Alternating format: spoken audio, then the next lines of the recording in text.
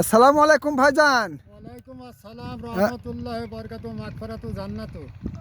আপনি ধান বানছেন? জি, ধান ভাঙছি বাদশাভোগ ধান। বজ্রক ধান, ধান তো খুব সুন্দর হয়েছে। হ্যাঁ, আল্লাহর রহমতে আল্লাহর অশেষ দয়াময় খুব সুন্দর হয়েছে। যাক, বর্তমান তো নির্বাচনী ইমেজ চলছে, তাই না? জি, তে আপনার কাছে কোন দল পাওয়ারে যাবে বলে মনে করছেন? আমরা এখন জাতীয় পার্টি দেখলাম, আওয়ামী লীগ দেখলাম, বিএনপি দেখলাম, সবাইকেই দেখলাম।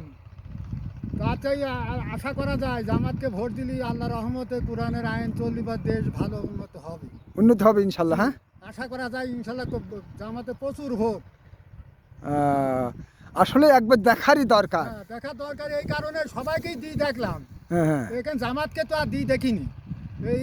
জামাতকে একবার দিয়ে আমরা তৈরি করে দেখি কিরকম আমার দেশের উন্নতি, কোরআনের আইন চলুক, মা বোন সবাই, কৃষকের সবার সুবিধা হোক, চোর চটকের হাত থেকে আমরা বাঁচি।